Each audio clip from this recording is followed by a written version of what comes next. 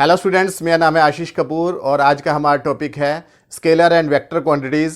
Class 11th के लिए ये टॉपिक है और आज के इस टॉपिक में हम स्केलर और वेक्टर क्वांटिटीज़ कौन कौन सी हैं और वेक्टर क्वांटिटीज़ को कैसे हम डिनोट करते हैं, वेक्टर्स कैसे खींचते हैं, किस किस टाइप के वेक्टर्स होते हैं, वो सब हम डिस्कस करने वाले हैं। तो हमारी इस पूरी वीडियो के साथ बने रहिए, पूरी वीडियो को देखिए। अगर चैनल को सब्सक्राइब नहीं किया तो चैनल को सब्सक्राइब कर लें। तो सबसे पहले हम बात करते हैं स्केलर क्वांटिटी की। तो आपको पता है फिजिकल क्वांटिटीज़ जो हैं उसमें दो तरीके की होती हैं, एक होती है स्केलर और एक होती है वेक्टर क्वांटिटीज़। कोई भी फिजिक्स की क्वांटिटी हो, चाहे वो लेंथ हो, मास हो, टाइम हो, तो ये सब जो हैं वो स्केलर में आ रही हैं, या फिर एक्सीलरेशन, फोर्स या इम्पल्स, ये सब वेक्टर में आ रही हैं। तो कुछ क्वांटिटीज़ को डिनोट करने के लिए सिर्फ और सिर्फ मैग्नीट्यूड की ज़रूरत होती है। मैग्नीट्यूड, जो ये वर्ड है मैग्नीट्यूड, इसका मतलब है उसकी वैल्यू की ज़रूरत होती है कि उसकी वैल्यू कितनी है क्वांटिटी की, या उसकी लेंथ कितनी है, उसकी डायरेक्शन की ज़रूरत नहीं है। तो ऐसी क्वांटिटीज़ को हम बोलते हैं scalar quantity. That means scalar quantity में सिर्फ और सिर्फ मैग्नीट्यूड होता है और कोई डायरेक्शन नहीं होती है। जैसे कि हमने एग्जाम्पल लिखे हैं यहाँ पर, एग्ज़ाम टाइम में पूछे जाते हैं कौन कौन सी क्वांटिटीज़ स्केलर हैं, कौन सी वेक्टर हैं, वो आपको छांटनी होती है 11th क्लास के लिए। तो मास, लेंथ, टाइम, स्पीड, ये सब क्या है? Area, volume, density, pressure, work, energy, temperature, charge या इलेक्ट्रिक करंट, ये सब क्या है? स्केलर क्वांटिटीज़ हैं। यानी कि इसमें हमें डायरेक्शन बताने की ज़रूरत नहीं है, सिर्फ और सिर्फ उनका मैग्नीट्यूड बता देंगे विद यूनिट, तो हमें पता चल जाएगा कि वो क्वांटिटी क्या इफ़ेक्ट डालने वाली है या कितनी है। फॉर एग्ज़ाम्पल, अगर आपके पास में 5 किलोग्राम आपके पास में शुगर है, चीनी है, तो 5 किलोग्राम आप बता देंगे ये 5 किलोग्राम अमाउंट है, तो उसका मास जो है उसमें डायरेक्शन बताने की ज़रूरत नहीं है। आपको ये नहीं बताना कि वो डायरेक्शन किस डायरेक्शन में रखी है या क्या है, उसका अमाउंट कितना है, 5 किलोग्राम है। घड़ी में कुछ टाइम हो रहा है, 2 बज गए हैं, तो आपको बताना कि टाइम जो है वो 2 o'clock है, उसकी कोई डायरेक्शन आपको बताने की ज़रूरत नहीं है। तो टाइम भी क्या है, एक स्केलर क्वान्टिटी है। अगर आपने कुछ वर्क डन किया है, तो किसी चीज़ को पुश किया है, पुश करने में आपको 5 जूल का वर्क डन करना पड़ा है, तो सिर्फ आपको बताना है कि वर्क डन कितना हुआ है, 5 जूल, उसकी डायरेक्शन नहीं बताने की आवश्यकता। तो इसलिए वर्क डन भी क्या है, स्केलर क्वांटिटी है। एनर्जी जो है, चाहे वो काइनेटिक एनर्जी हो, पोटेंशियल एनर्जी हो या किसी भी टाइप की एनर्जी हो, तो सभी एनर्जी जो होती हैं वो स्केलर क्वांटिटी होती हैं। टेम्परेचर या चार्ज, करंट वगैरह, ये सब स्केलर क्वांटिटीज़ हैं। लेकिन कुछ क्वांटिटीज़ ऐसी होती है जिन्हें डिनोट करने के लिए हमें डायरेक्शन भी बतानी पड़ती है। फॉर एग्जाम्पल, आपके पास में मान लिया एक ये ईंट रखी हुई है किसी सरफेस के ऊपर, एक मास रखा हुआ है, m मास रखा हुआ है।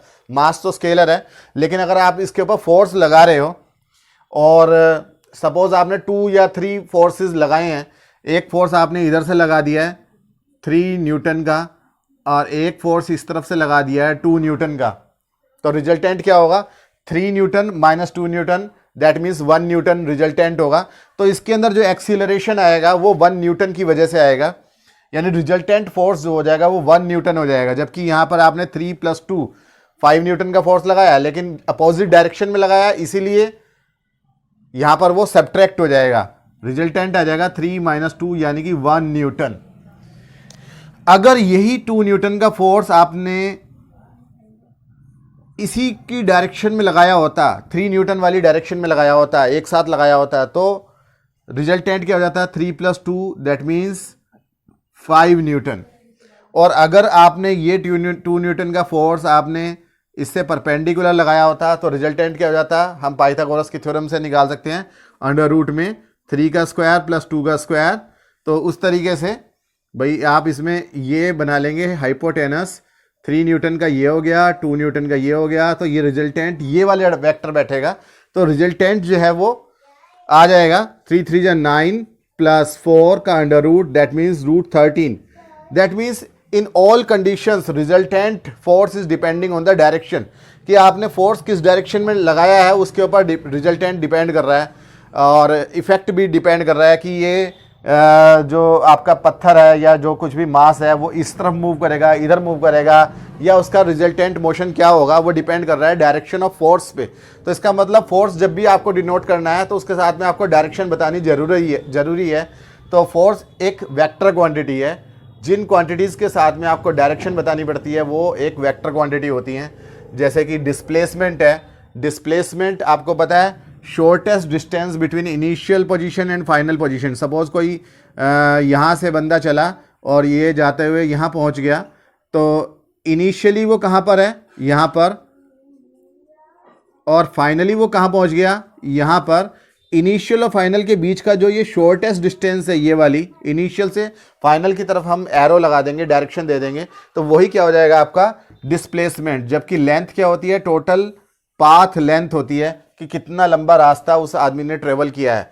डिस्प्लेसमेंट हो गया शॉर्टेस्ट डिस्टेंस और डायरेक्शन हो गई इसकी इनिशियल टू फाइनल।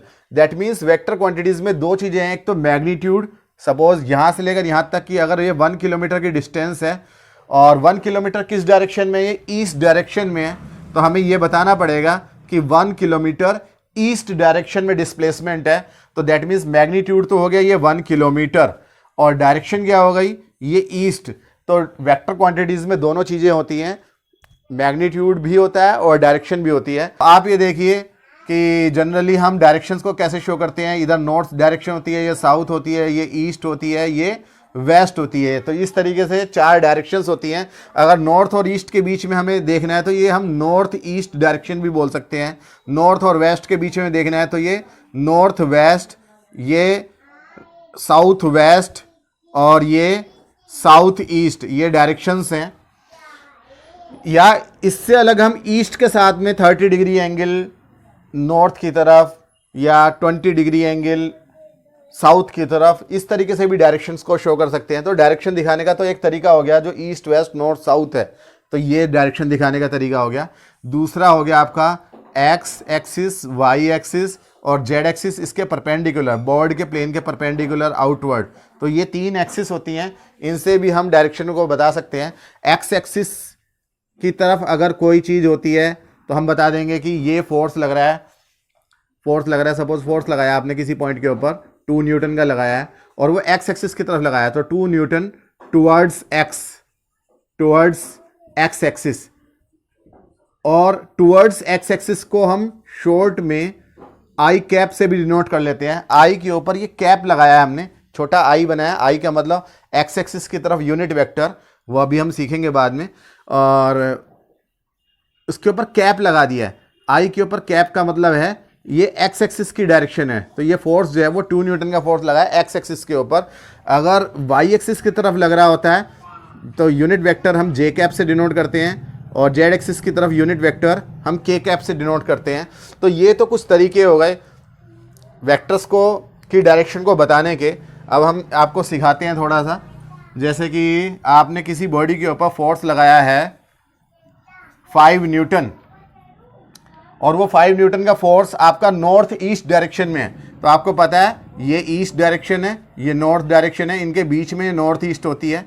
तो 5 न्यूटन नॉर्थ ईस्ट का मतलब है आपको एक एरो खींचना पड़ेगा, एरो जिसकी लंबाई कितनी होगी, 5 यूनिट्स होगी, 5 सेंटीमीटर ले लो या 5 मिलीमीटर ले लो, 5 मीटर ले लो।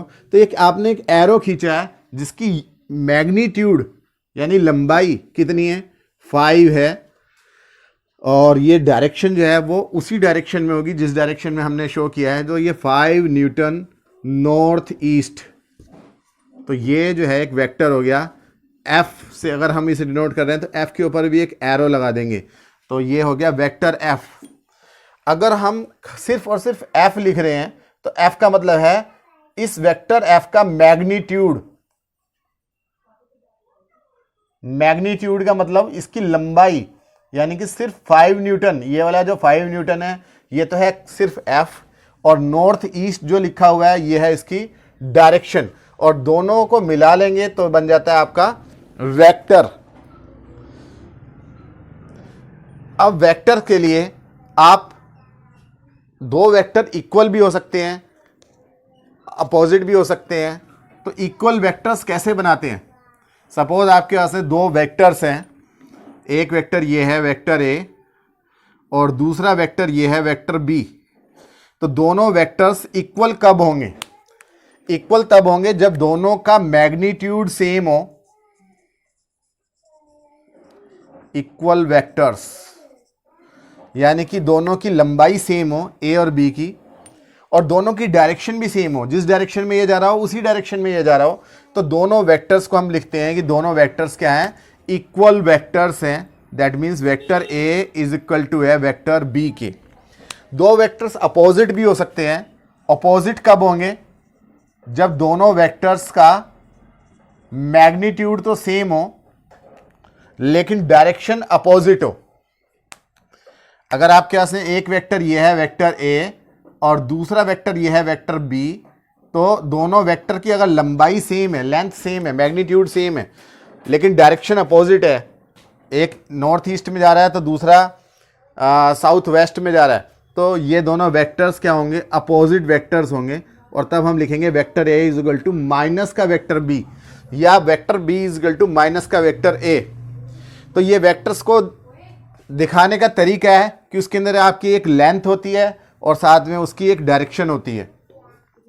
यूनिट वेक्टर क्या होता है, जिस वेक्टर की लंबाई यूनिट हो उसे हम बोलते हैं यूनिट वेक्टर। काफ़ी इंपॉर्टेंट है 11th क्लास के लिए। जैसे अभी मैंने बताया था आपको, यूनिट वेक्टर एक्स एक्सिस की तरफ जो होता है उसे आई कैप से डिनोट करते हैं।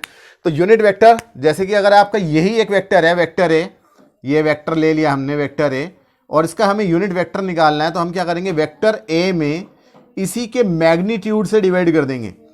वेक्टर ए में डिवाइड कर देंगे वेक्टर ए के मैग्नीट्यूड से। मैग्नीट्यूड का मतलब सिर्फ ए से, एरो नहीं लगाएंगे तो वो भी मैग्नीट्यूड को रिप्रेजेंट करेगा।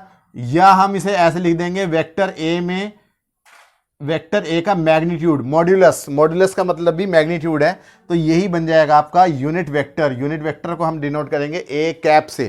कैप का मतलब कि यहाँ पर इसकी लंबाई जो है वो यूनिट हो जाएगी। तो ये आपका आ गया छोटा सा जो वेक्टर आ गया, डायरेक्शन वही रहेगी ए वाली ही। तो ये जो वेक्टर है ए की लंबाई में, ए की डायरेक्शन में, यूनिट लेंथ का, उसी को हम बोलेंगे यूनिट वेक्टर। अगर ये वेक्टर वेक्टर ए 5 न्यूटन है नॉर्थ ईस्ट में, तो ए कैप 1 न्यूटन होगा नॉर्थ ईस्ट में। 5 में 5 से डिवाइड करेंगे 1 आ जाएगा। तो इस तरीके से यूनिट वेक्टर्स को डिनोट करते हैं। एक्स एक्सिस की तरफ यूनिट वेक्टर होता है आई कैप, वाई एक्सिस की तरफ यूनिट वेक्टर होता है जे कैप, और जेड एक्सिस की तरफ यूनिट वेक्टर होता है के कैप। आई कैप, जे कैप, के कैप, इनको हम किसी अदर वेक्टर की डायरेक्शन को शो करने के लिए हम यूज़ करते हैं। तो उम्मीद है कि आपको ये सब चीज़ें समझ में आई होंगी। Thank you.